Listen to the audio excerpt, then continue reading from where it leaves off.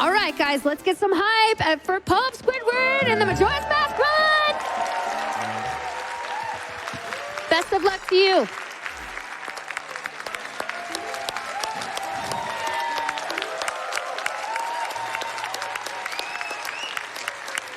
Wow.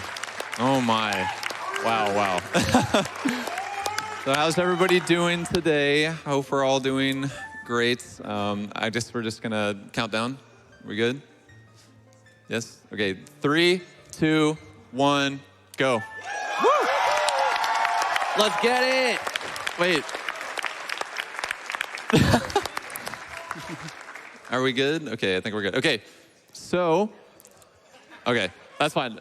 Okay, so my name is popesquidward. I run Majora's Mask, any percents. The first thing I want to do is introduce my couch. If you guys want to introduce yourselves, go for it. I'm Majin Phil.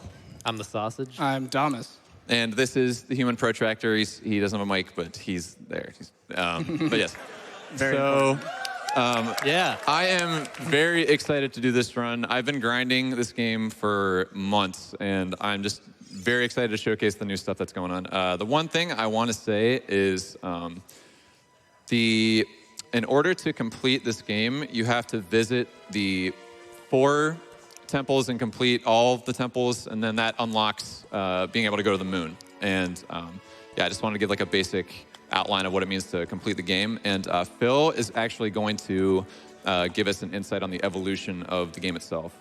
So go ahead. Okay, so in 2014, ZFG did a speedrun of this any percent, and back then, he completed the game at AGDQ 2014 in about an hour and 40 minutes approximately. I'm not exactly sure on the exact time, but it was around that. And then it was literally almost the next day, I think 2 days later or something, a massive trick was found known as index warp, which we'll go into a little bit later. And it saved tons of minutes on the run. And it was super unfortunate because he wasn't able to showcase that during his run. And so it had to be done again. So the following year, in 2015, I submitted Majora's Mask any percent, and it got in, and we did the run again using the new trick, and we were able to get the time from a 140 down to a 135. But this time, that was the last time the run was done in 2015. So it's been 4 years since a run of this has been performed at GDQ. And now, Pope over here is gonna try and beat the game in under an hour, 20 minutes, which is that's a massive leap. That's a 15-minute leap over what was done in 2015. So how did we save so much time over all of those years? And there was about 3 or 4 big things that happened that caused that time save to happen. And the first one was the fact that we no longer use the hook shot to beat the game. The hook shot is now useless, and he's gonna beat the entire game without it. Mm-hmm. So that is really nice because it allows him to skip the Pirate's Fortress, and which is a huge time save. That's a big detour that you have to take in order to collect Zora eggs and stuff, and as well get the hook shot, of course. So not going there saves a ton of time.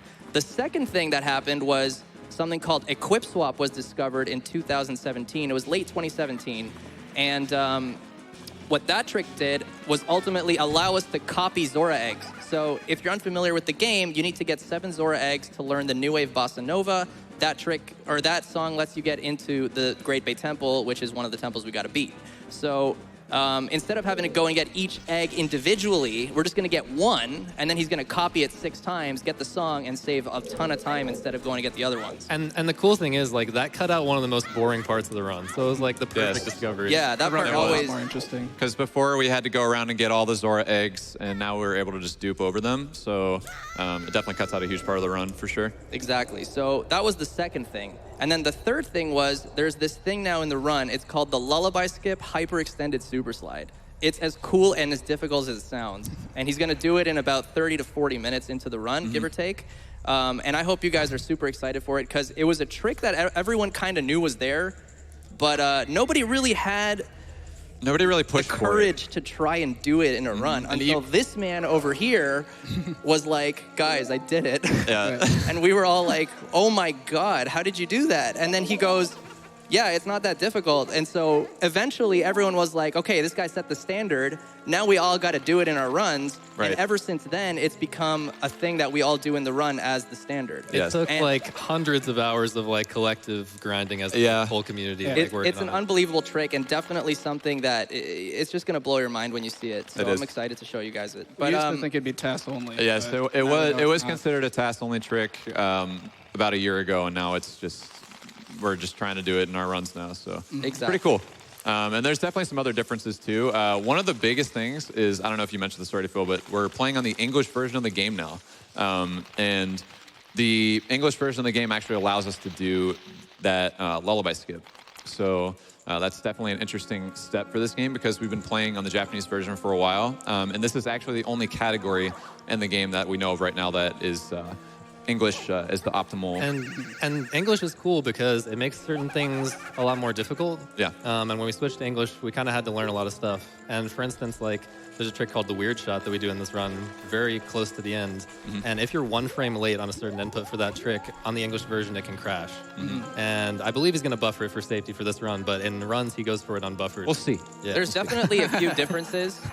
There's a few differences between the Japanese version and the English version that is beneficial, but also does make stuff a little bit more complicated. We're not going to talk about them now, but as you see stuff in the run, we'll explain like what would have been different if we had done it on the Japanese version. Yeah, we'll mention English-only tricks Exactly. that are exclusive to this version. That hyperextended super slide that you're going to see later on is actually an English-only trick because you're able to do the trick without getting stuck on the edges. You're going to see that he's going to be stuck on some of the edges, but on English, you can keep the slide momentum going even if you get to the corners. But on the Japanese version, you lose all of your mobility and you get stuck, and so you're not able to continue the slide. So that was a big factor in determining to use English over Japanese for the run. Right.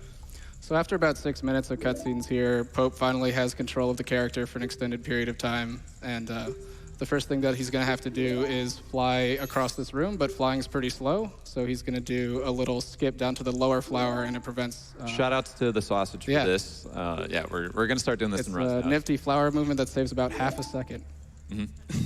Sausage is the optimization master, by the way. There you go. No one really tried that in runs before, but I was just like, okay, we can do this. There you go. Yeah, if you haven't noticed, or if you don't know, this game is notorious for having a really bad long intro before it really opens up. Once it opens up, crazy stuff starts happening really quickly, but at the beginning, there's a lot of cutscenes. Even the first like 20 or so minutes, there's a good bit of cutscenes. But then it ramps up and it becomes extremely fast-paced, Yeah, so non-stop stick around. action. Yeah. So we definitely need some quiet here for this next trick here. I'll explain it when it's done.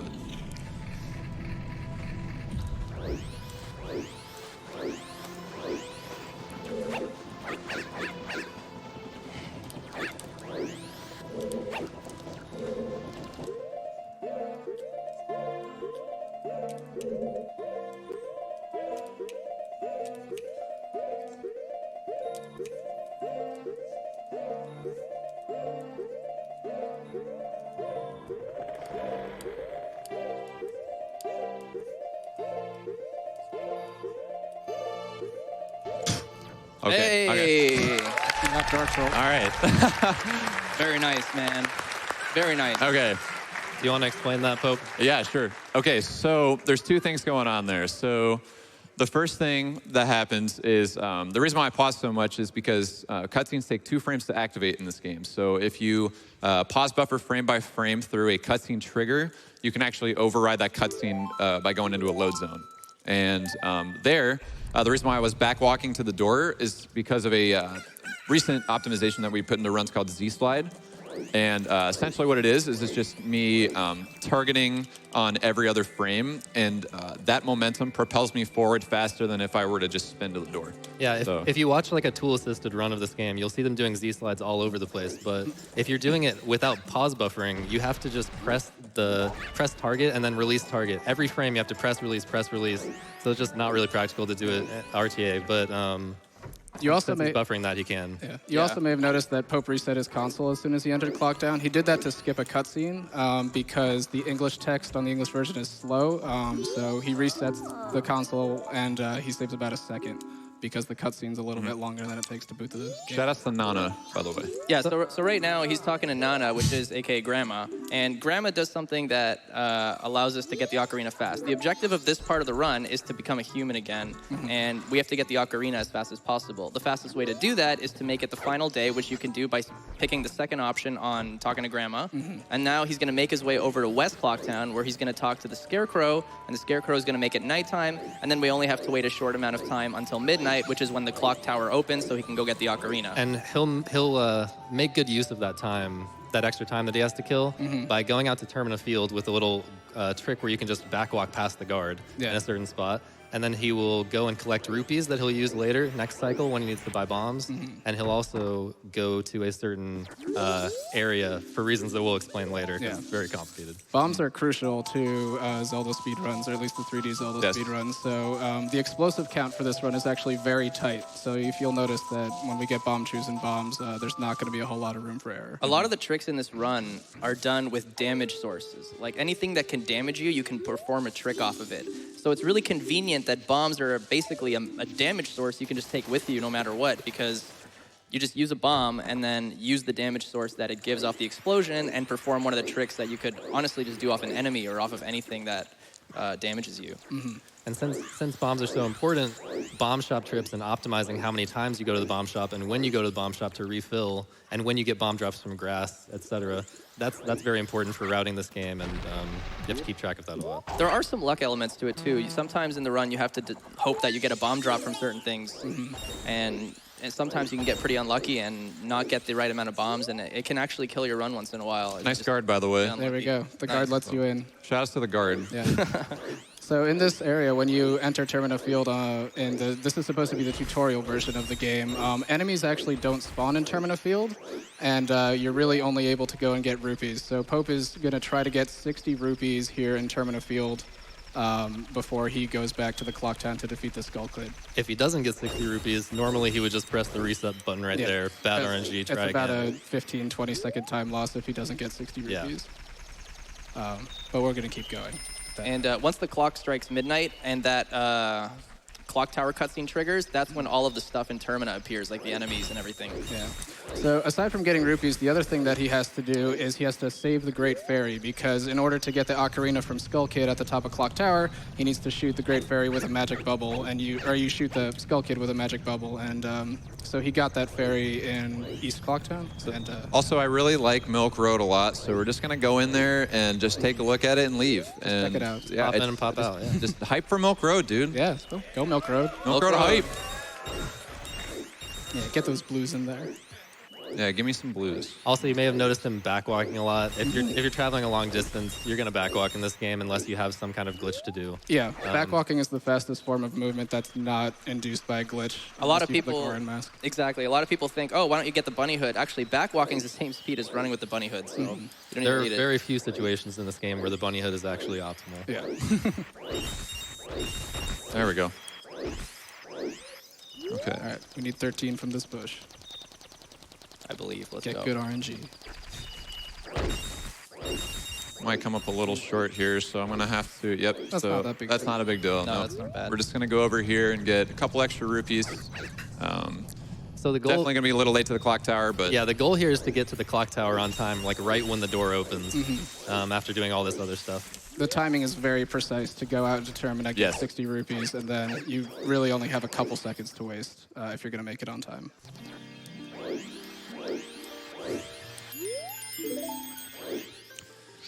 Okay, we can actually read some donations right now if you have any donations ready.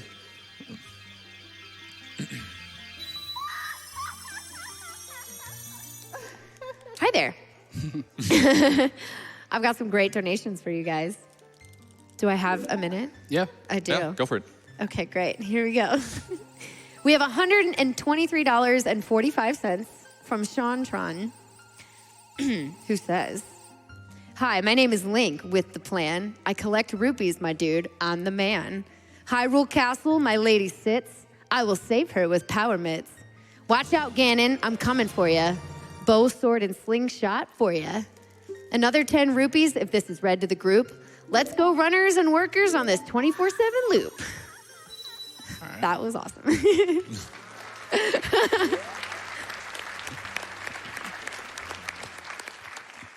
We've also got a $500 donation. Let's from go. Shenpai. Let's go. Shenpai says, hey guys, second time donating for a GDQ, and I had to do it during Majora's Mask. Thank you guys for everything you do, and a big shout out to my Discord who is watching this event with me. Love you guys, and good luck to the runner. So this game operates on 3-day cycles, and what Pope is doing is depositing rupees into the bank. For some reason, this bank doesn't obey the laws of time, so he's going to play the Song of Time on the final day and prevent the game, or prevent the moon, from crashing into the world. And it'll start on the first day, but all the rupees will still be there on the first day. So we're going to use those to buy explosives. Now, normally to get into the clock tower, you have to do a whole series of events, like talk to the bomber kids, and you have to complete the challenge that they give, which is to find them within the 3-day period, get the code, then you got to get a Moon's Tier, and then you got to take the Moon's Tier, trade it to the Deku Scrub right there in the corner in South Clocktown, and then you can use that flower to get to the clock tower staircase that takes you up to where the Skull Kid is. But that takes a really long time, so we're just going to skip all of that and perform a nice little trick called a gainer. It's a 1-frame trick, and it's just a backflip going forward, and you can just skip it all like that, nice and easy. I never get that first try, and of course I get it first try here. Perfect. It's the run, bro. Yes, it's the run. It's the run.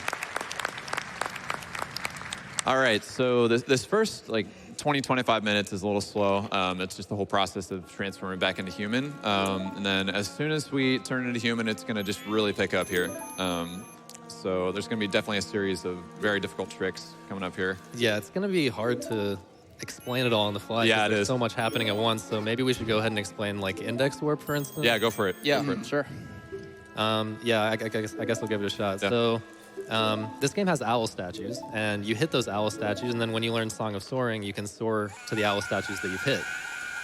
So if you go into West Clocktown, you can look through this loading zone into South Clocktown and see an owl statue there. And it's the owl statue that's normally there in South Clocktown, you might think. But it's actually because West Clocktown is a different map, they had to put a different owl statue there. And we call that hidden owl.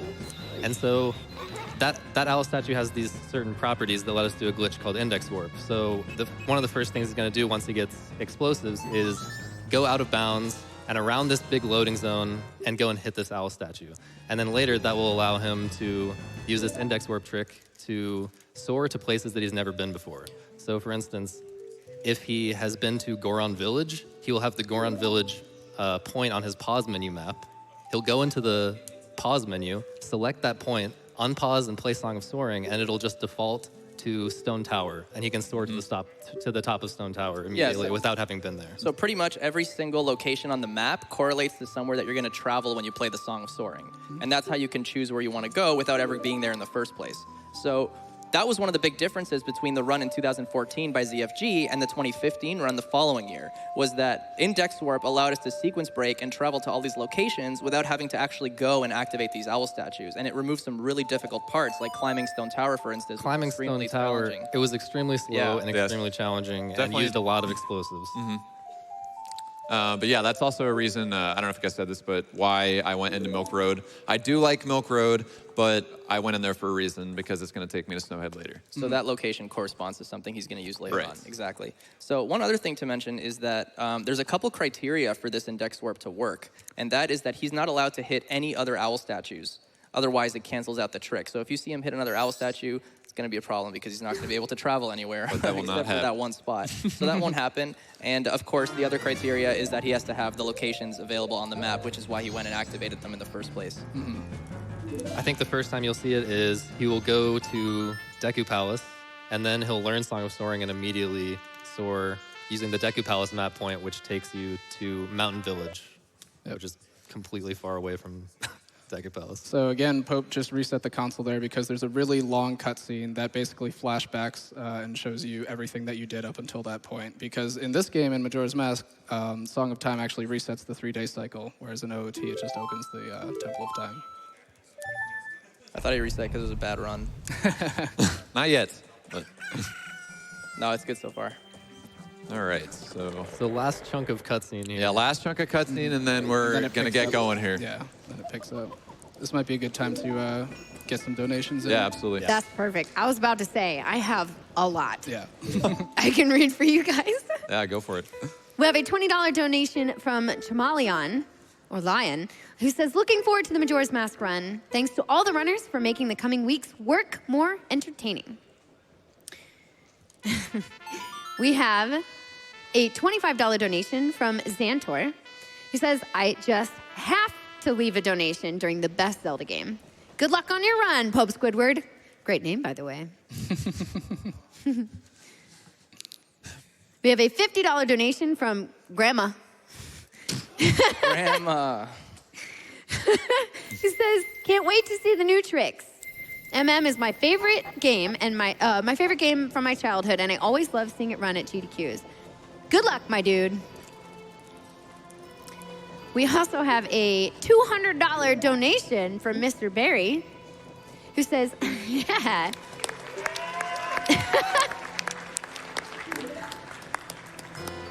Mr. Barry says, hey, AGDQ, longtime watcher, first time attending.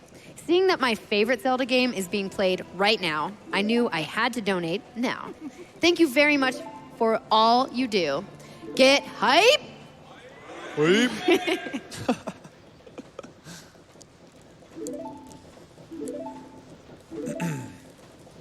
We also have a $25 donation from Lito290, who says, wow, Persona 5's prequel looks completely different. Guess that's what they meant by beneath the mask? Couldn't resist the appeal of that amazing Breath of the Wild print and the ability to help PCF. Good luck, popesquidward. I've got more if you've got time. Yeah, go for it. Go for it. We're almost done here with these cutscenes, but go for it. No worries. We have $50 from Goblas, who says, can't wait for the Majora's Mask speedrun. I never met my grandma because of cancer, and I'm so happy that video games are making such a large difference in the fight against the biggest boss of all, cancer. We've got a $5 donation from your bro, Bri. Bri? Bri? Bri? Bri. That's Bri, Bri. yeah. I see. It says, your brother Brian here. Shine like the beautiful J-Con style you are, Pope. And show people what MM is about. And hi to Zipo behind the couch, winky face. Okay, so we are finishing up these cutscenes here, and finally back to human, just getting into the groove here. It's definitely going to pick up, so. So right now what he's going to do is, as soon as he exits the clock tower, he's going to go and he's going to purchase explosives. He's going to purchase a bomb bag, which is going to give him 20 bombs and 10 bomb chews. Well, he needs more rupees first. Yeah, he's going to get the rupees. He's going to use the rupees that he's going to get rupees from the East Clocktown chest, right? Yeah. And then Yes. he's going to withdraw the ones afterwards from the bank that he deposited in the Yeah. first cycle. So what I was describing about going out of bounds and hitting the hidden owl, that takes a lot of explosives. So he gets like a full set of explosives, as much as he can get, with the rupees he's going to get from this chest, and then he'll go back and refill his bomb chews with the rupees that he had from first cycle. Yeah. So we should explain what he's going to do to actually get to that owl statue. And he's going to do two tricks. The first one is called Infinite Sword Glitch. It's one of the most common glitches known in 3D Zelda games. It's primarily Ocarina of Time in this one. We'll call it ISG because we'll talk about it a lot. It's going to be used very often. Let's say a dozen of times. So ISG is a glitch that lets your sword swing infinitely. And when you swing your sword in this game, it prevents you from falling off edges. And so when you shield something like a damage source, and in this case it's going to be bombs and bomb chews exploding, the Infinite Sword Glitch treats you shielding it as if you're standing on a pixel of ground. So you can use that to hover in the air in the game and allow you to just kind of staircase your way up a wall or something, or anywhere you need to reach that is unreachable normally, and then kind of use other tricks with bombs that you're going to see in a second to, clear big distances and big gaps that would otherwise void you out if you go out of bounds. And the way you get Infinite Sword Glitch is by interrupting your slash animation. So he's going to do that right here off the banker. So you can see the sword when he put it back. You see how it had like a white glow to it. That's an indicator that he has the Infinite Sword Glitch stored. You can't see anything different with Link because the sword actually isn't visible right now. He's tucked it away. But you're going to notice right now when he does a backflip and shields a bomb chew, he starts hovering. So as long as he maintains that glitch, he'll keep hovering.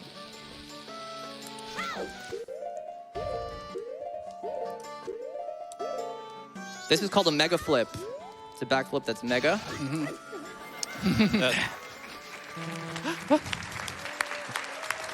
And now index warp is activated. Mega flip is one of the harder of the more basic tricks, and that's one of the hard things about this route. It uses a lot of mega flips. We skip picking up a lot of boss keys by like clipping out of bounds in a dungeon, and then using a bunch of mega flips to cover a bunch of distance, and just to get to like a loading zone that's out of bounds. Now what Pope just did there is he actually bought 2 stacks of bomb chews with only 69 rupees when each stack is supposed to be 40 rupees. So you're supposed to have 80, but the game counts 1 rupee 1 frame at a time, and if he mashes fast enough, the game thinks he has enough for 2 stacks. It's called the speedrunner's discount. Yes. All right, so kind of a big trick coming up here. This is called a hyper-extended super slide. I mentioned this at the start of the run. It allows us to slide at a very high speed. It maintains the speed that Link generates off of the damage source that he got from the bomb. Hole in one. We got a hole in one. This trick here is pretty difficult, so we're going to be quiet.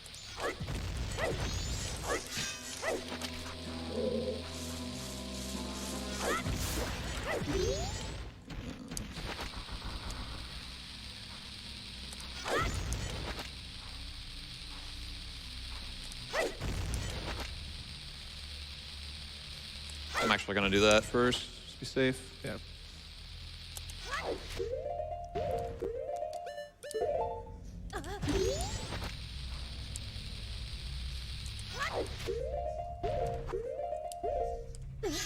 Fantastic. Okay. Very nice.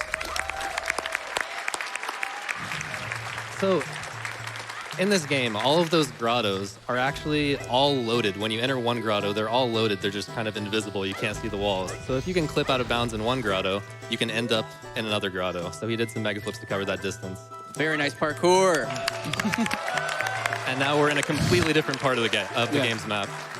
And the interesting thing about that grotto is it's only accessible normally in the Japanese version of the game. It's still in the English version of the game, but the hole in the ground isn't there. So he just exits out of the grotto, and it's like he exited out of nothing. Yeah, I don't know why they closed that grotto. They just made it different on the English version. But in Japanese, you can go back inside of it. Yeah. And that's one of the difficult parts of running this game on the English version. If you miss ISG on the first try after exiting that grotto, you can't just go back into the grotto and reset the map. So yeah, the timing for that hovering that he just did is extremely precise because he has to get onto that platform as it starts to rise. Not to mention that platform is actually really strange because if you're too high and you try to side hop and land on the platform, you won't clip on top of it. And if you're too low, you'll go underneath. So you have to be like right in the middle of those 2 ranges in order to get on top. Yeah. He made it look easy, though. Yeah, that was really good. Yeah, that's definitely a scary one. That one and some of the boss key skips coming up definitely are a bit scary too, but that's definitely a big trick that we made it through.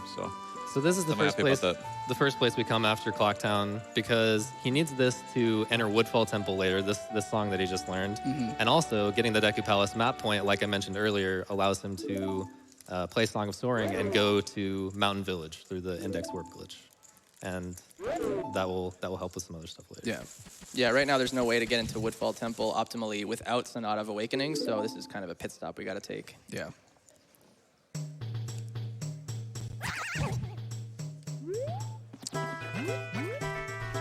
Okay, so we're just moving on over here to get the Song of Soaring, and it's going to allow us to just go everywhere to places that we haven't even been. Here's a nice little trick. Yeah. Just like roll off of the lily pad and you kind of pop up there. Yeah, clip onto the rock. There might be time to squeeze in like a donation or 2. Definitely. You keep reading my mind. I was about to ask because I have a $100 donation from your #1 mom. Ooh, that's my mom. That's his actual mom. My mom. His actual mom, who says, "Go Pope." Such a nice mom. We've also got a $500 donation. Ooh. Wow.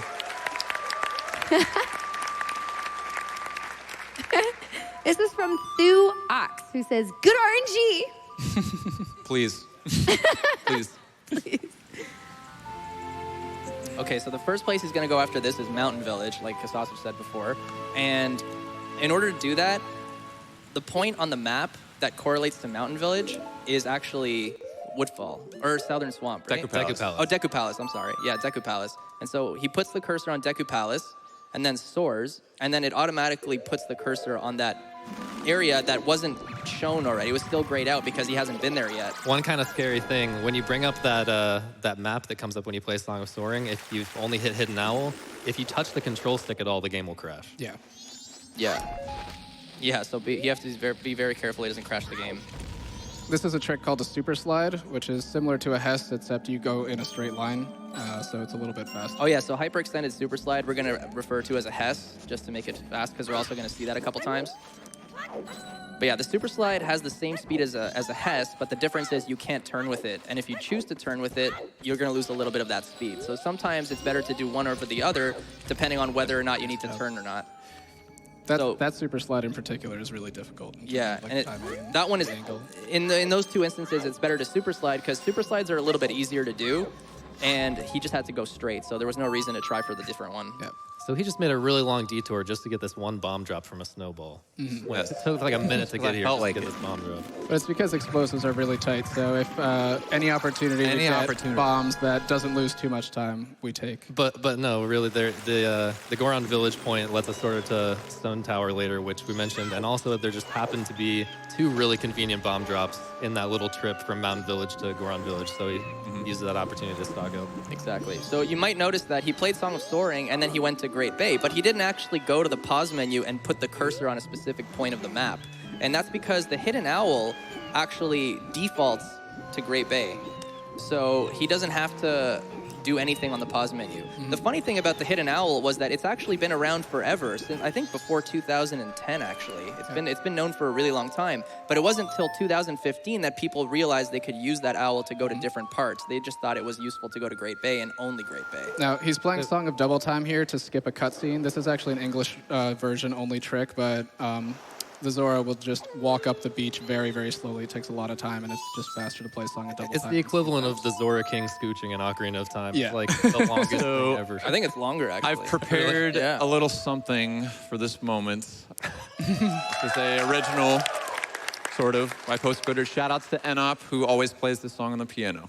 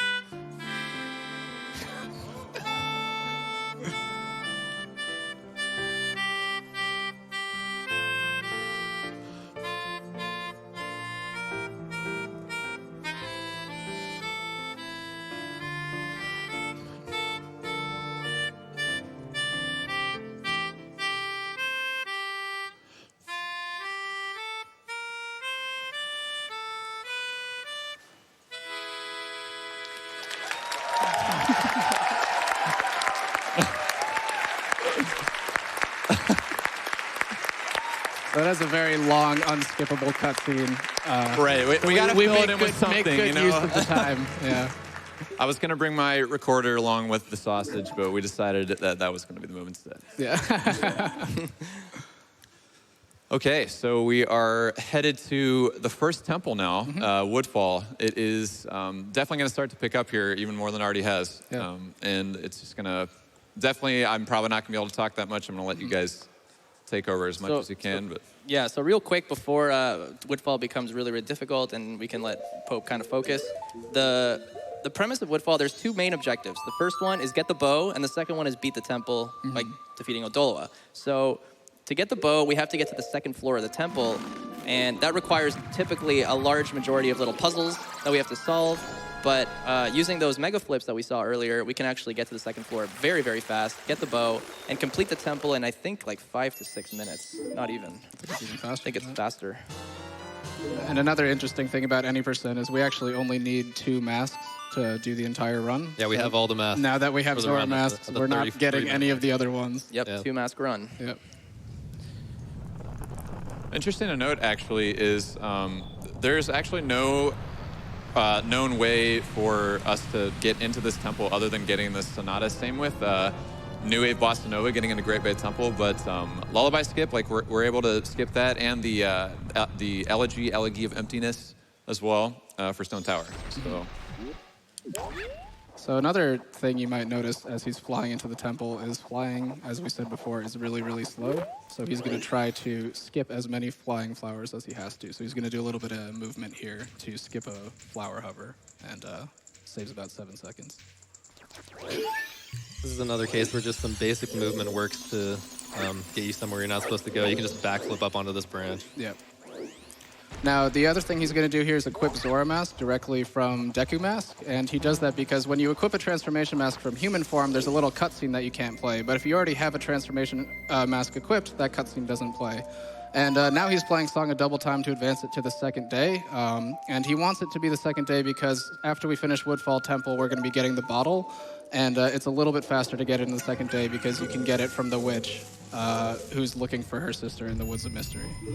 Yeah, that's the fastest bottle to get. There are 6 bottles in this game, but that's by far the best one to get.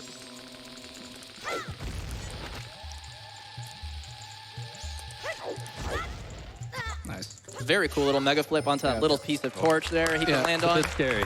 So that pause that he did at the beginning is actually frame perfect, and it sets the angle perfectly to do the mega flip onto that torch. And this is the first mini boss in the game. Yep. The pathing is RNG, but if we get some good RNG, you can just dispose of him quickly with 2 quick jump slashes. Nice. Beautiful. He tried to run away a little bit to the side, but Yeah, that was close. So objective 1 is complete. We now have the bow. Now we just got to do the boss key skip. Yep. Definitely a big trick coming up here again. So we should explain this now before he gets to the setup. The boss key skip, the way the boss loading zones work, that they're behind all the boss doors, of course, and they're available from any point in the dungeon. They're always loaded. Similar to the whole grottos always being on the same map thing, the loading zone for the boss is always there no matter what map you're in. So if you get out of bounds to an area that you can reach that loading zone, regardless of where you are in the temple, as long as Link touches that loading zone, he can just enter the boss room without having to use the boss key. Yeah. So there you saw him do a staircase hover, which is where we just do 2 hovers both off of bombs. It's kind of difficult. You need specific setups to do it. So he throws one off the wall there and it bounces. And it lands in a nice spot so that he can hover off one bomb and then hover off another immediately after.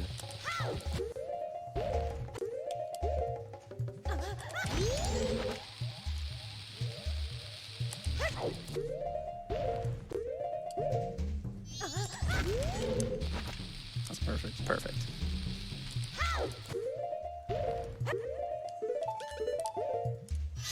So those mega flips are very, try. very Yeah! and that is definitely the scariest trick in the possibly the run. I think Scariest trick. scariest It's a trick. huge time loss. It'd be if you miss probably it. 5 minutes. 4 or 5 minute time loss. if you miss That's a big one. I feel Weight much off your better. shoulders. That's So what he's going to do here for Dwala is he's going to shoot a bow at him to hopefully get good RNG and make him jump at you, and then with some precise quick spins. bad not RNG. bad Oh my RNG. god. I jinxed it. But with some precise quick spins, he can stun lock him and dispatch him pretty quickly. Nice. That was very Hey, good. good one. Very good. Okay. Just quick spinning that much in sequence is hard enough by itself. But Yeah. you have to time certain quick spins in that sequence pretty precisely, so that's very difficult. Yeah. So one of the differences between the Japanese version and the English version is that there is no such thing as power crouch stabbing in the English version. And what a power crouch stab is it's a Japanese exclusive trick. It's actually also an Ocarina of Time. And when you do a move, any like a jump slash or like a slash or anything, your power crouch stab or your crouch stab, which is the move that you get by holding the R button and pressing sword, will have the damage properties of the move you did before. So if you do a jump slash with a Deku stick, which is a really powerful attack, all of your crouch stabs will do that damage. So one of the strategies in Japanese version is to do power crouch stab with a certain thing, like a Deku stick, get that damage value, and then you only need to hit the boss like 3 or 4 times and it'll just be defeated really quickly. So because that's not possible in this version, we have to do quick spins, and it's very possible to have similar timings in the fights. Like they're not slower or faster, but it does become a little trickier because like Sausage said, you have to time the quick spins, which is not easy. Yeah, I believe for Adalwa, we were forced to spend a lot of time because we didn't have power crouch stabs. When we switched to the English version, we spent a lot of time like trying to optimize that and figure out a consistent strat. And we figured out one, but it's pretty hard, but it actually ends up saving a little bit of time over Japanese strats. So this song we're learning here is Oath to Order, and it's the song he's going to use after he defeats all 4 bosses to summon the giants to stop the moon from crashing into the earth. There's as we said before, there's no way to circumvent saving all of the giants at each of the 4 temples. There's plenty of theorized moon warps, but none of them have actually come to fruition yet. But fortunately, this is the only Giants cutscene we're going to have to watch until the very end. We won't have to watch the cutscenes after the other 3 dungeons. We just have to watch this first one to learn the song. Right, exactly. And then the rest. The first one is required to later. learn the song, and then after that, it's just, you can skip the rest of them. What's interesting about this route is that we actually do the first 2 dungeons in the correct order. But in previous iterations of the route, we actually did 3 out of 4 of them out of order, except for Stone Tower. That was always the last one. So it's definitely changed a lot.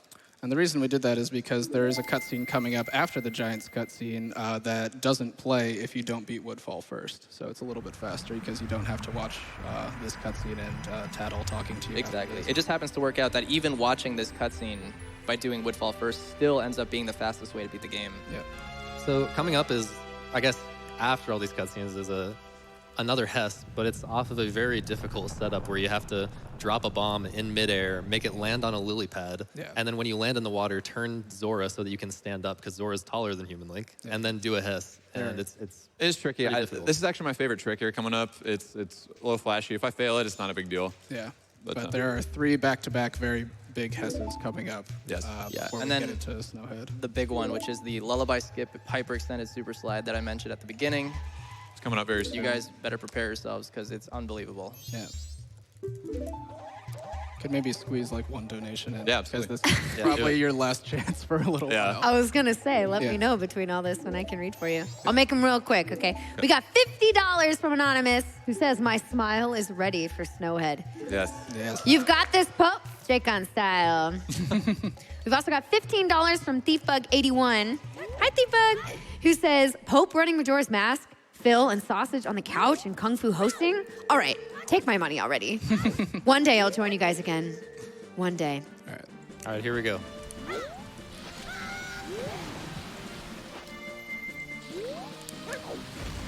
Nice. Beautiful. Nice. It's not over yet, though. Yeah.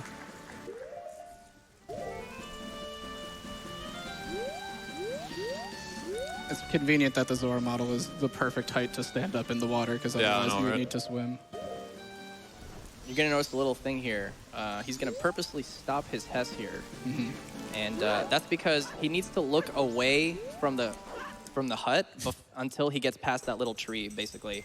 And that prevents the cutscene with the witch going into the forest from activating. But the witch will already be in the forest anyway. So that cutscene definitely takes a little bit of time. And normally you have to talk to a monkey to lead you through the Woods of Mystery, but if you already know the path, you could just test right through it, and it takes about 8 seconds. Yep, the path actually changed from previous routes because depending on what day you go into the woods has a different path. So this is day 2 path. In previous routes, we would do day 1 path, which looked a little bit different. Yep. So he talks to that witch, and then he comes back to the other witch and gets the bottle with a red potion in it that he's supposed to give to that witch who's injured, but he's just going to take it and run. Yeah, we don't actually help them. So coming up is the big showcase here. This is the biggest trick in the run. We need to get our smiles on for this. We need absolute we need silence for this too. absolute silence as well. Yes, smile and silence. Smile for Snowhead. You got this, dude.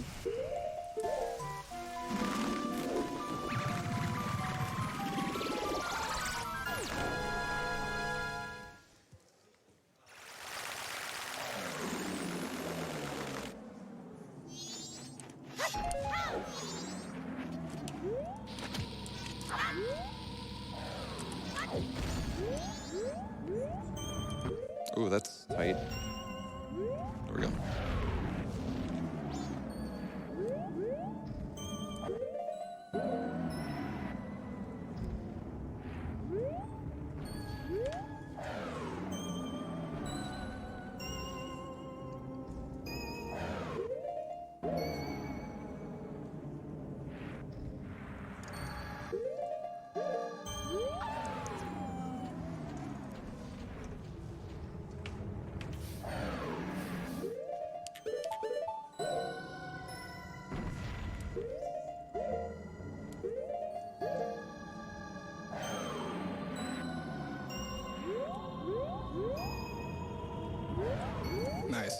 Hard part's over.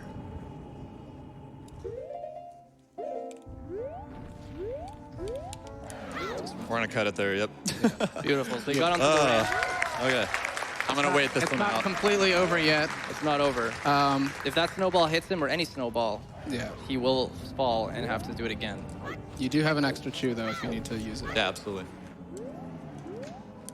There's a little safe spot here. Actually, you can hang out with this guy. A little close. So what makes that hard is the wind is just constantly blowing, and the wind is highly dependent on RNG. Yeah. So you can't really predict when you're going to get blown, for how long you're going to get blown, and also you can just get stuck on edges randomly if you get blown at the wrong time. Yeah, the angles Really are very bad. precise. The textures are weird around Snowhead. Nice, We did it. Stuff. Wow.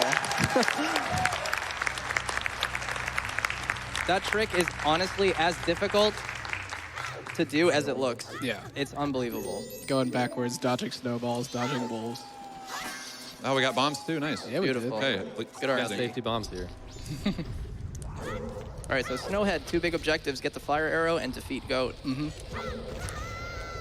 That was interesting. That's been happening to me lately. not a big deal. Yeah, you just void out here. Anything, if you just put on a mask like Zora or Deku and fire, you just void out and start at the top of the. Actually, you know what I can do here is I'm gonna do this, and then we'll go the classic route here.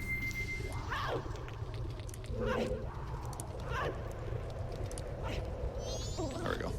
Save a bomb. Nice. Cool. Okay. This So- next room's a bit scary. Yeah. called the Everything elevator in hover. here is pretty scary. You have an extra chew, though.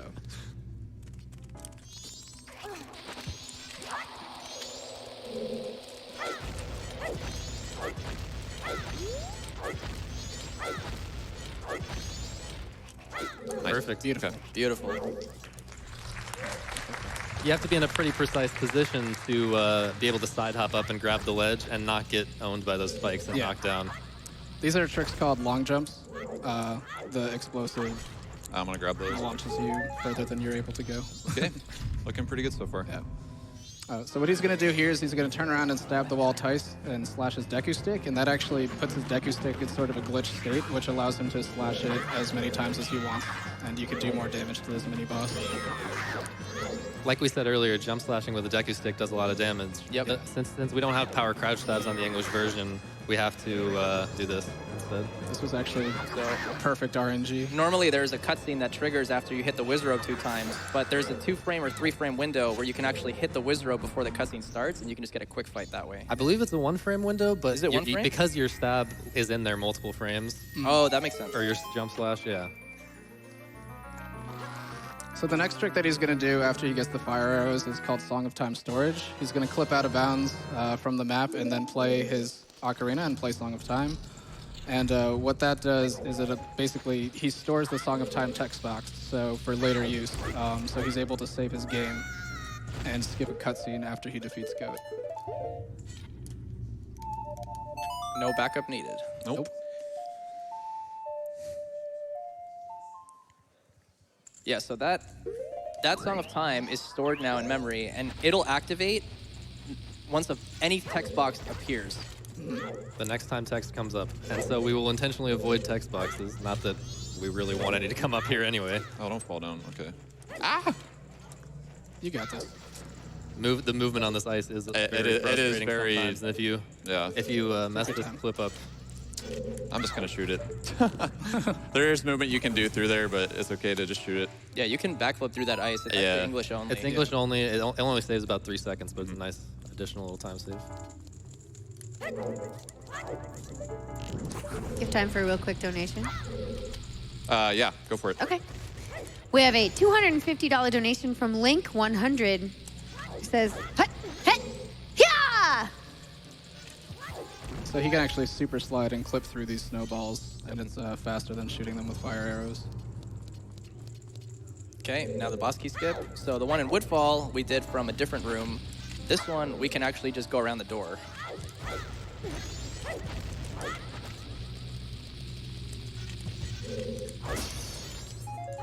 Nice.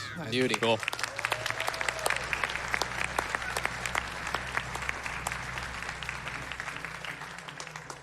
So this boss fight is fun because this late in the run, because of RNG, you can just randomly lose 40 seconds. Yes. Yeah. Lose PB base if a stalactite falls in the spot that you're trying to Blocks your arrows. Yeah. It happens less often than more, but it definitely.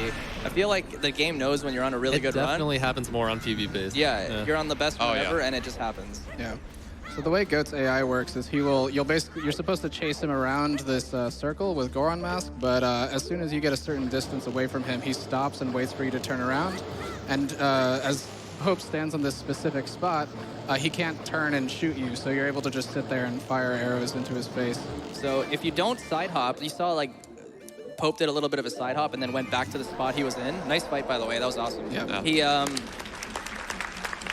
He side hopped because Goat started shooting lightning, and that resets the time that he's standing there before he charges. So it gives him an extra bit of time to shoot more arrows at Goat before he starts. We timed that cycle perfectly so that he starts running towards you right at the end of the fight, and the fight ends right here, so the boss remains up right there. So he activated his Song of Time text box, and he presses yes, he wants to save the game, and then resets his console to skip the cutscene at the end of the That's important because you can't actually play Song of Time. Another thing I want to point out actually is there's no really safety saving in this game, and if anything were to happen where I would have crashed in the last half hour, it would have been pretty bad. Yeah. So I'm glad that we got a little save in there. Back to like the 21 Yeah, it mark would or have been. something. Yep. Yep.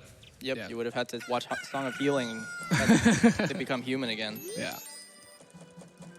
But we're going to use that trick again to skip the remaining Giants cutscenes by storing Song of Time through different weens.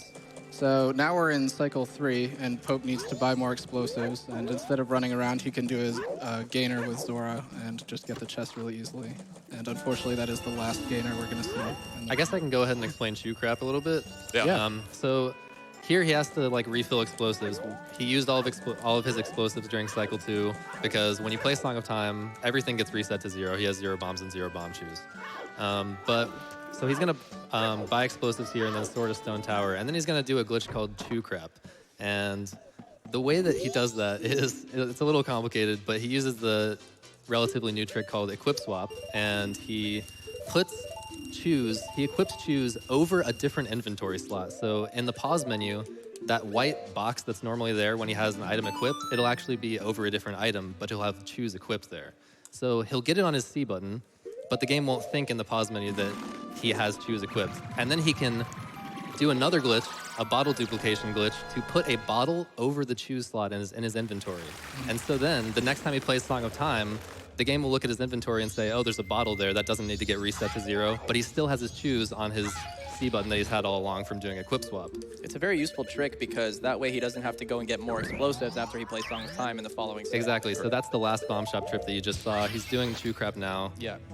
So you'll see he has 2 bomb chews equipped. And he's going to turn the real ones, because they're on the real bomb chew slot, into a bottle and keep the other ones over the inventory slot that's not bomb chew. So one interesting thing about that is, since he doesn't have Chews in his inventory anymore, if he equips over his bomb Chews by accident at any point for the rest of the run, They're gone. He would have to like completely change his routing and do some weird backups. You That's just have an to go buy interesting- more explosives. so- It wouldn't be that bad. So right there, he did a glitch called Time Stop. It's basically a way of having a cutscene that you can move around in. Because in this game, cutscenes take priority.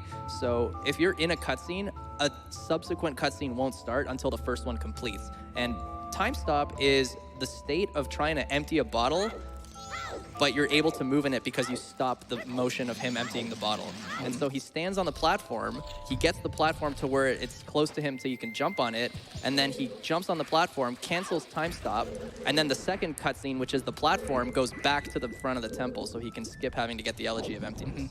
And that, by the way, was a cool trick called Super Swim. Yeah, that was where you can maintain your momentum from that bomb that he used to clip him through that wall. You can maintain it infinitely as Zora by just rising and sinking in alternation, pressing A and B pretty quickly back and forth. It's like a rhythm. It's like Zora Link gets stuck in the animation of rising and then sinking. Yeah. Yeah, normally you're supposed to use either the mirror shield or light arrows to get through this room, but we can just use bomb hovers and oop. Not a big deal. The bow there can get in the way sometimes. Yeah, but you could just use bomb hovers to get up Yeah, on you top climb of the this block. Beautiful. This is one of the best rooms in the entire game, the updraft room. There are these updrafts. and you can just use them to maintain your velocity backwards and give yourself a boost. Oh, that was kind of close. It requires some really weird, precise setups.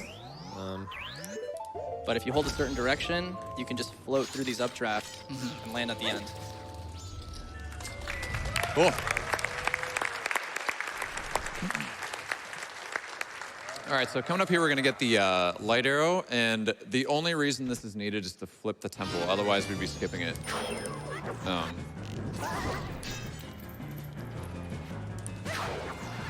Okay, they're actually getting some good luck here, too, as well. There are a bunch of little RNG elements scattered throughout that lose like 1, 2, 3 seconds, but not a huge deal. Yeah. Good job. That was a good fight. Very nice. Can we throw in a donation real quick? Yeah, absolutely. Go for it. Okay. Everyone, we have an anonymous $2,000 donation. Oh, baby. Woo!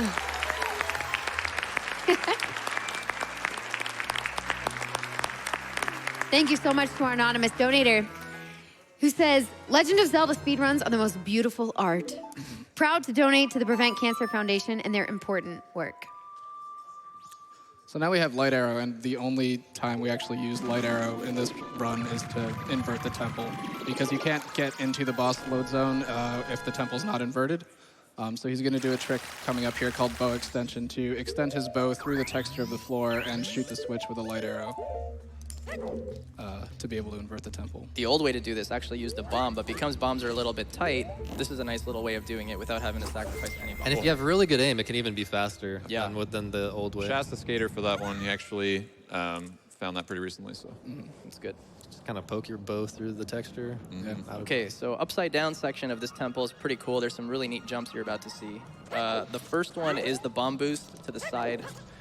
There's this platform that is located to the right of this little area where he's going to place a bomb, and he's going to damage boost to the right and grab the ledge. It's a pretty cool trick. I think it's one of my favorites, honestly. It's pretty precise to set it up as quickly as he does. But the trick speaks for itself, you'll see. Right here.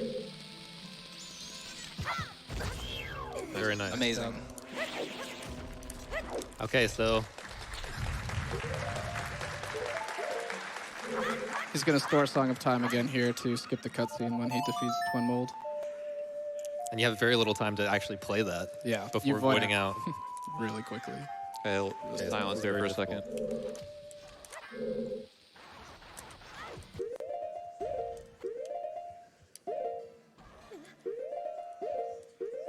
Okay, good.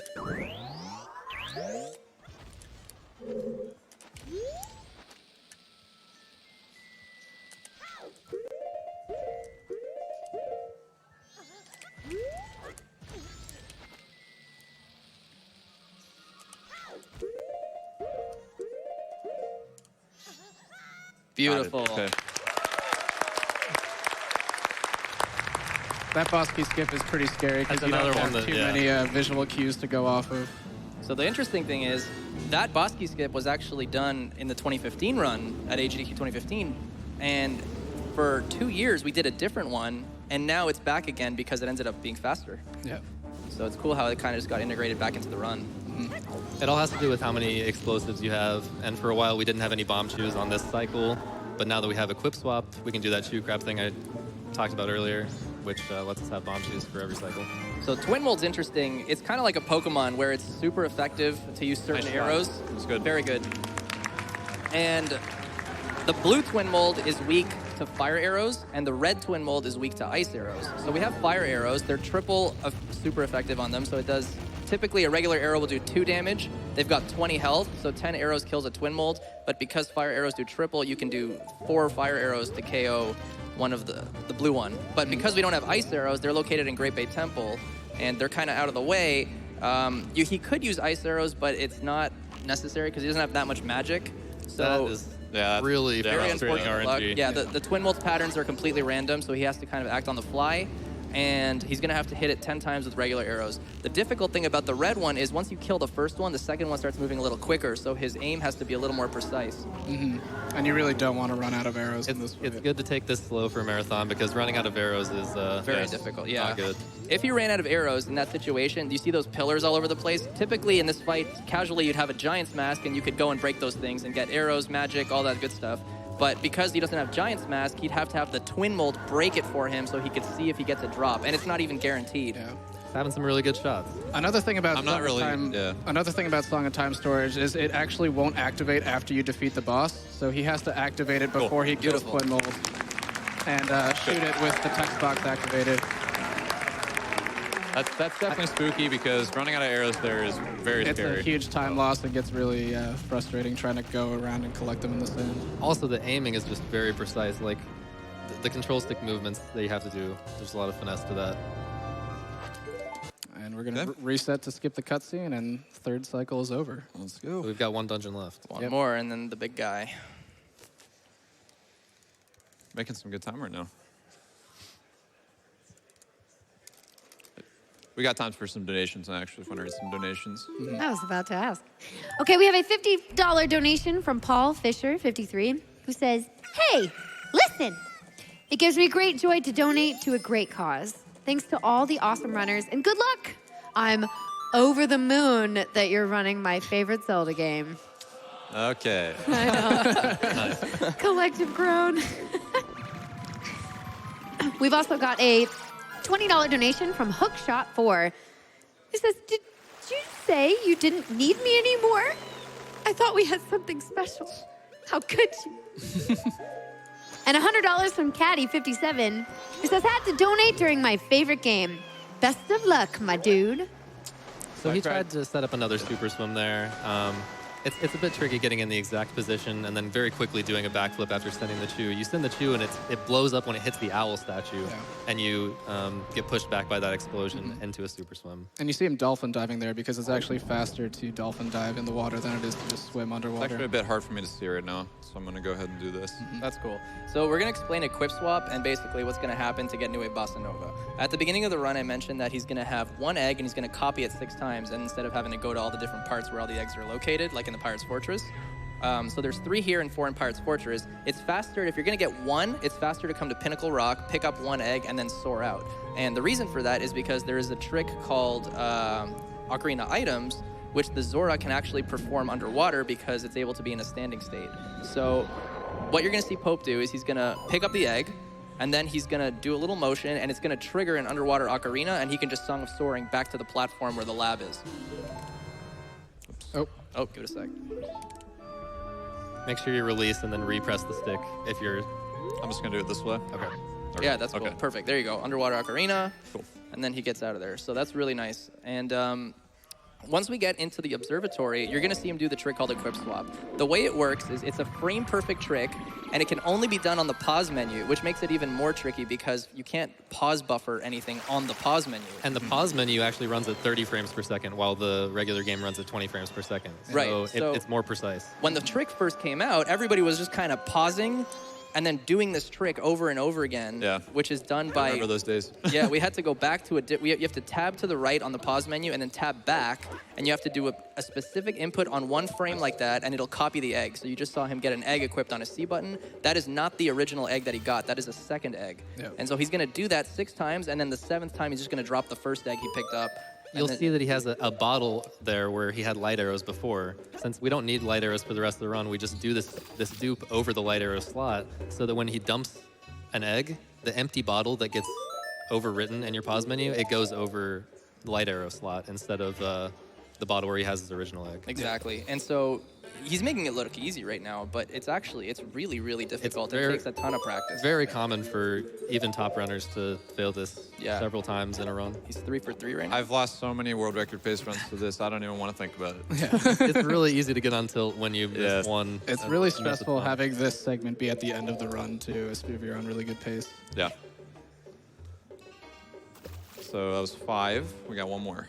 You might think this is a bit boring watching the same cutscene 7 times in a row, but trust me, it's better Nice. than what we had before where we had to go collect all the eggs. Yeah. But yeah, that was perfect. That was perfect hilarious. on all those. That was pretty good. That was amazing. job. But the thing about it too is it saved a ton of time. It saved like 5 minutes or something, 5-6 minutes over the Something previous like that. route. It was a big time save because I think the record at the time was 1 hour 24 minutes, and after this was found, it dropped under 120. Pretty quick. Good. We had a hard time routing around it at Yeah. first when we first discovered I the. remember that. So there's normally a cutscene when you're done learning this song, but what Pope's going to do is, cutscenes take 2 frames to activate, so he's going to pause right after he pulls out his ocarina and prevent the cutscene from activating. And once you pull out the ocarina, you have the song. You don't need to watch the cutscene, so he can just soar out of the temple and not watch the cutscene that plays after he learns New Wave Bossa Nova. So that he got the song right there. Cool. But it looks like he got nothing. All right. Coming up is the last temple here, and then Majora. So he's just going to be doing some. Yeah, he's going to be doing some pretty simple swimming movement, but coming up is a frame perfect trick that's pretty spooky. Like toward the end of the run, if you miss this, you would just have to watch a minute-long cutscene. He just has to pause on one particular frame. It's called Turtle Cutscene Skip. Yep, and it's gonna skip the long cutscene of the turtle rising up from in the water. It saves a minute if you get it.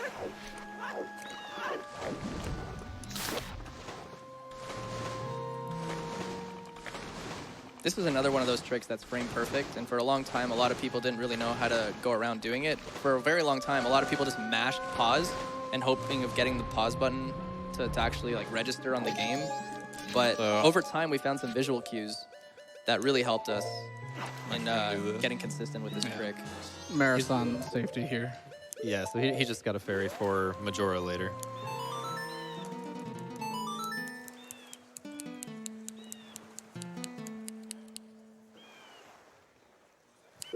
Nice. Very good. Got the pause. Frame perfect.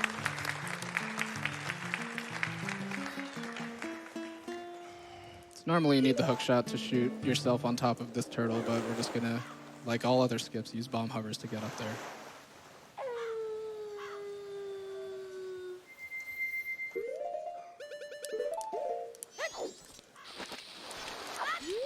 Oh, that's okay. Actually, I'm going to enter here again, just for a good backup. The turtle rises and falls on a certain cycle, so There's a bit of lag here, too. It's kind of hard to yeah. detect the lag.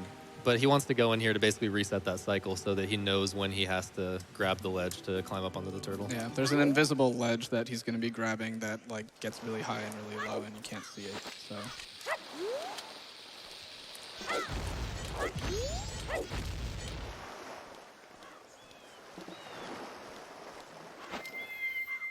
Nice. Very good. Beautiful, nice.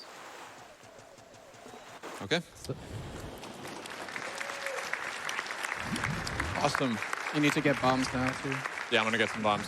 So one sad change about recent rerouting is that we do have to watch the pirate cutscene. We do, that, yes. That happens we right now. actually used to be able to skip this with the hook shot with a, it was called Pirate Cutscene Skip. It was a time stop glitch that we could do, but now, since we don't have the hook shot, we're just not able to do it. It was very difficult and didn't save very much time. Right. Yeah, it wasn't even in the world record run for quite a while. We do it in 100% still, though. So that's cool. Okay, I'm going to grab some extra bombs here and finish up this temple, and should be on our way here. The Great Bay Temple is really nice.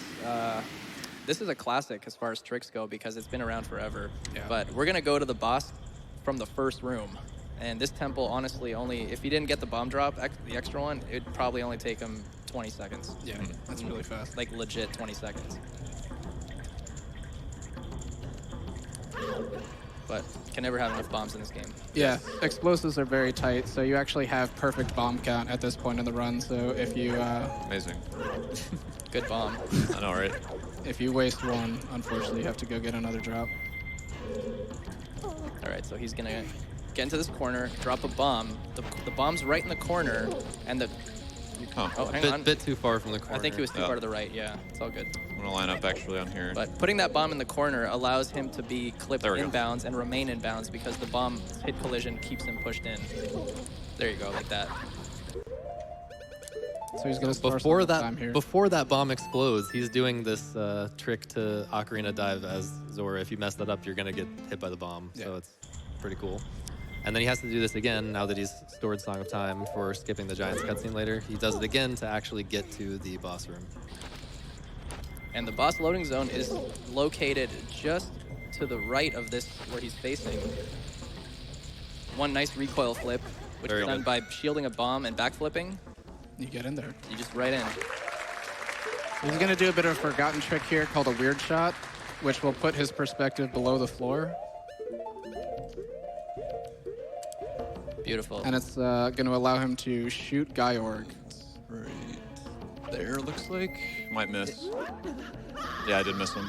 Okay, that's not a big deal. Yeah. So the fast fight there is you hit him with the arrow, and he's in this. He exists there already. So if you hit him, he becomes stunned, and it avoids having to watch this cutscene trigger. But it's not a big deal if you miss it. But Everyone watching probably couldn't even see what you were looking at for that visual cue. I You could have hardly to- see it. Yeah, that's the thing about doing this. very, very precise shot at the very end. Doing of this the run, doing so- this at a marathon, like you're not at your normal setup. Right. You have to have the brightness cranked up to a certain level to see in the dark where you're Right. shooting. And I Also- think I might have been a little low there. But On the plus side, we get to hear the boss music now. yes, we do. That's actually pretty rare for this now. I was gonna say, the weird shot is an interesting trick. It dislocates the first-person camera from where Link is positioned, and you can aim it, depending on which weird shot you do, because like it's based on what frame you do the trick. One frame lets you go below, and one frame lets you go to the front and to the right. So that one was below, and it put him out of bounds, and he was able to shoot something he originally wasn't able to get to in the first place. But it was scary because, like we said before, on the English version, if he advanced too many frames trying to do this trick, it would have crashed his game. Yeah. Like hard crash. We would have to hard reset the console. And you have to do the whole cycle over. Exactly. Like 4 or 5 minute time loss. So very scary.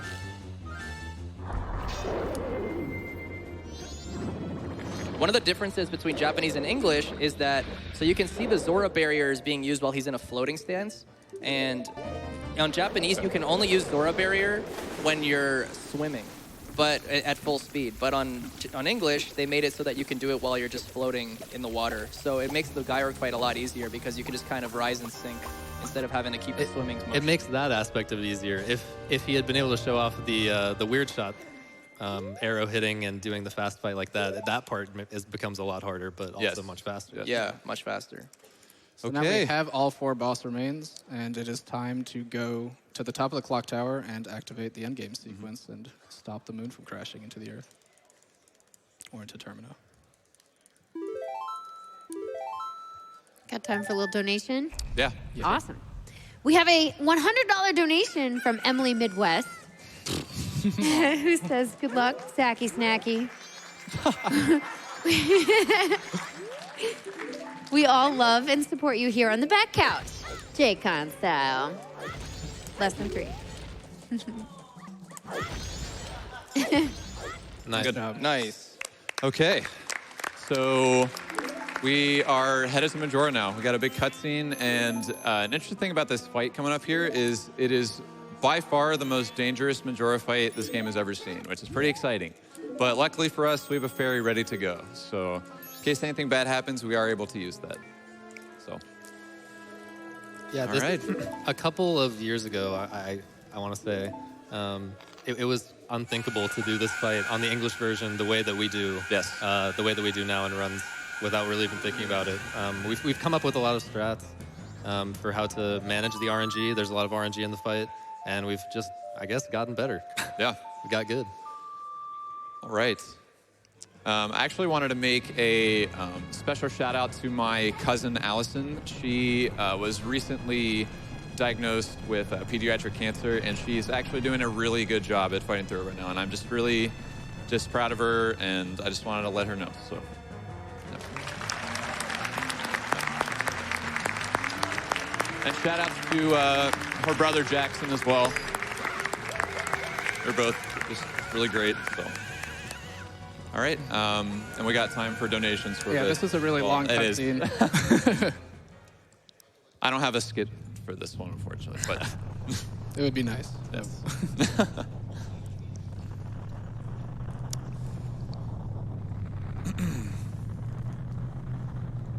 So dramatic. I know, right?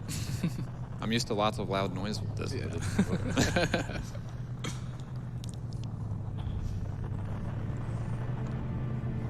So we're actually pushing this game to around 113 range right now with the current strats that we have. And I mean, that's passing by right now. It's pretty crazy to think. So Yeah. hopefully we can reach that within the next few years. That'd be amazing. This one's on track to be under an hour 20, man. It is actually. We are on Always track good. to be an hour and 19 minutes. So if this goes well, then it'll be probably 119. So Yep.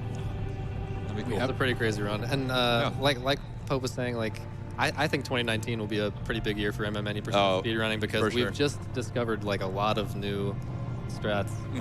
The human protractor over here especially has made just a ton of setups that are for tricks that were previously thought pretty much impossible. Yeah. Yes.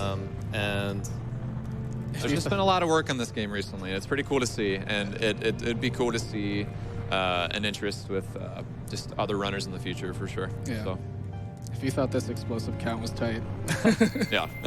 the new route is going to be really not a lot of room for error.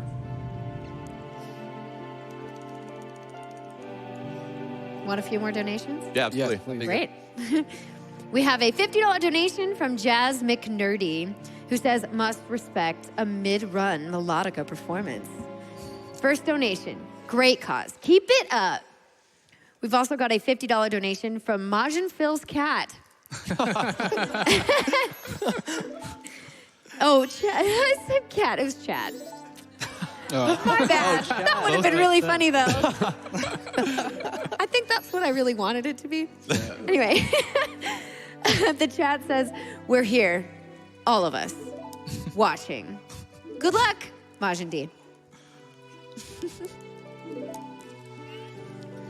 We've also got an $11 donation from Shantron once again, who says, thanks for reading my Zelda rhyme. Here's the 10 rupees I promised, and another bonus rupee. Cheers, GDQ.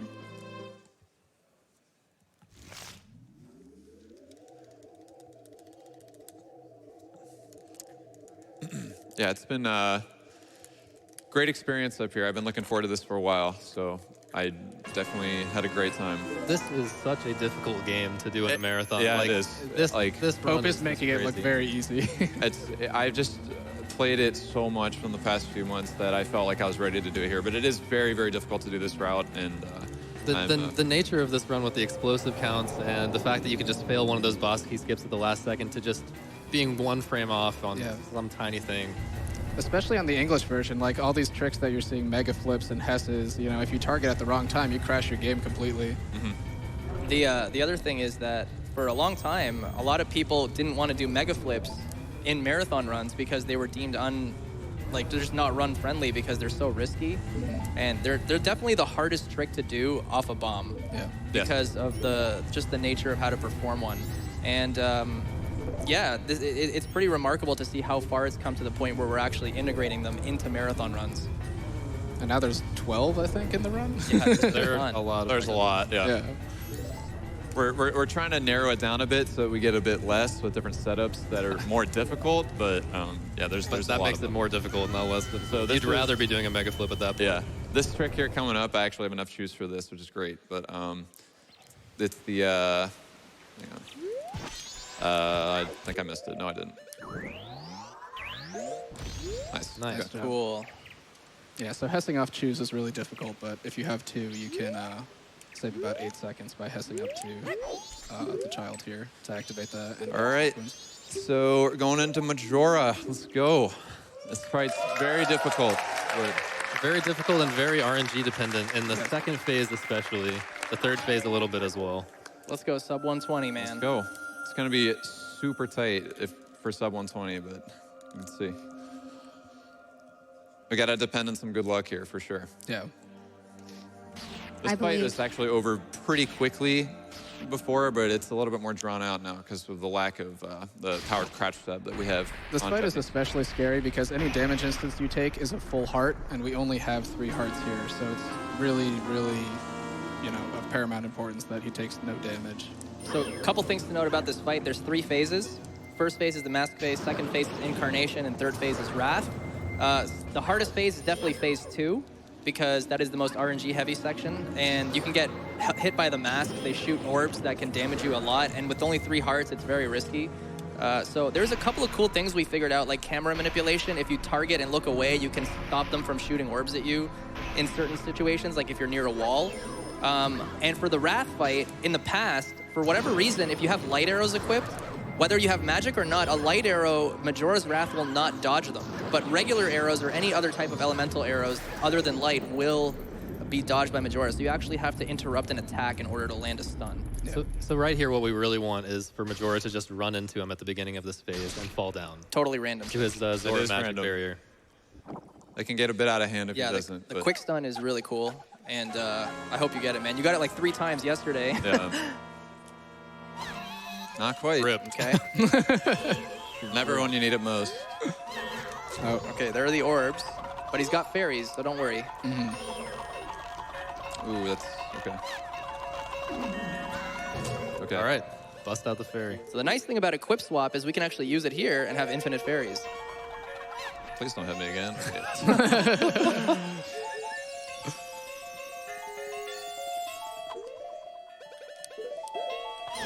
I guess I don't need to choose anymore, so I can. Okay, now he's just faking me out. I don't know what's going on here. There we Nice. go. Good stun. Okay. That's bad.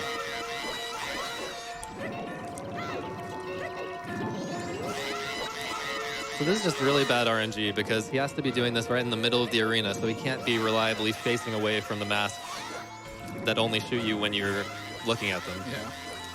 He's Many, doing a really good many- job. Nice. Nice. Yeah. All right, we're coming up on time here soon, actually. That was another one of those fights where using the power crouch stabs would have made it much easier on the Japanese version, but because, again, we don't have those, the spin attacks are the alternative. Lots of very, very good runs die to Majora because of how complicated it is. A little more bad RNG there. So you can see Majora's Wrath dodging those things. You have to interrupt that attack. And now 20 jump slashes here. 1, 4.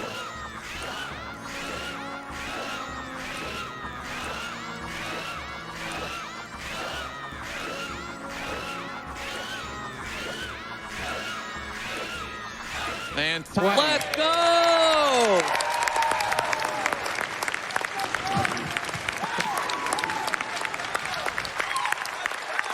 Oh, I'm happy that went well. All right. Awesome. Thank you again, everybody. It's been an honor. Good job, dude. That was Okay. a good run. What a run, dude. That was Yeah, amazing. that was pretty good. Nothing too So terrible. We've cut, what, 14 minutes off from the last Yeah, so the AGDQ run? the Yeah. marathon personal best now is 1:21:07. Yes, Nice. that's awesome. All right. Woo!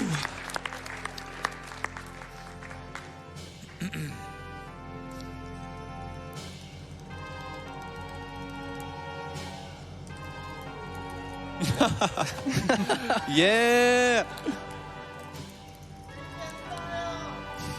Yes, J-Can style. Yes. This is such a satisfying credits to see. It at the is. end of It such is. a difficult And of run. course, this is not the best music sequence in the game. Yes. This is a huge relief. Yeah.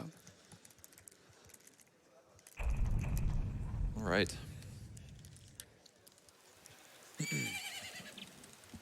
All right.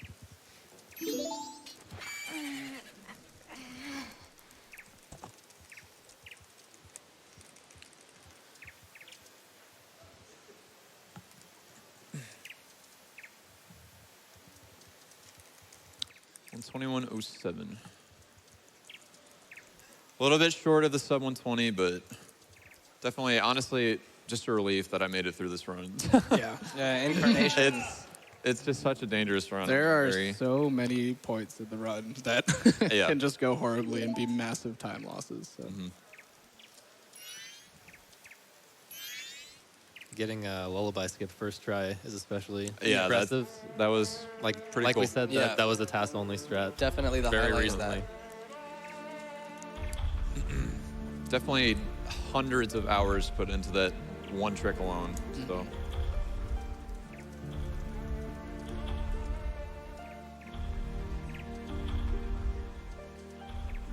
I was hoping to read this during the run, but can I throw in a quick donation? Yeah, absolutely. Yeah. Go for it. This is just the credits now. Yeah, it is. Yeah. There was a $50 donation from Saturn New Hockey, who said, "Hey, Pope Squidward, no chance you can make a quick detour to complete the Anjou and Cafe side quest?" I wish I even knew how to do that. Honestly, I don't even know how to do it. And donation goes to Runner's Choice. But man, I wish I had gotten time to read that one for you. Yeah. After you play any % for so long, you just forget all Yep. of the other. When was the last time you did that? It was years ago. When I was a kid, honestly, I haven't even played any of those side quests. So, yeah. We could crash the game and go out with a bang. You know what? We could. Should we just reset the credits and do something fun here? I'm going to do that, actually. All right. So, shout outs to NUP112. I'm coming for you. I love you, dude. I love you. So as it stands right now, the world record is 1 hour, 15 minutes, and 59 seconds. And Pope Squidward's personal best is 1 hour, 16 minutes, and 9 seconds. 10 seconds off. He's had so many runs I've been that were stuck. close in the late game. I've been stuck with that time for like 3 months now. Okay, so we're just going to go out with a bang here. Just find... actually, yeah, let's go do this.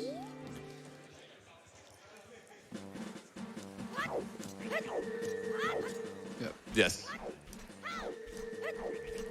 We're just gonna go over to this nice little Deku Baba here. This is the boss of the game. Majora Yes. actually wasn't the boss. This is the boss.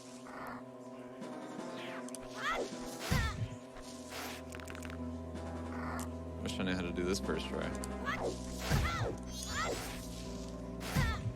Just do it off the bomb if you can't get it. Yeah, you know what? We're gonna do it off the bomb. I wanted to get a little creative with that, but let's do it off. You can do it off any damage source. Yes. But Moving bomb is enemies fast. are a difficult one. All right. Music to my ears, dude. There we go. So that's what can happen at any Yes. point This in the run. This could have happened at any point in the run, and it didn't. And I'm really happy that it did. Yeah. Please So, turn the yes. console Your off. volume up, your volume up to max and embrace the noise.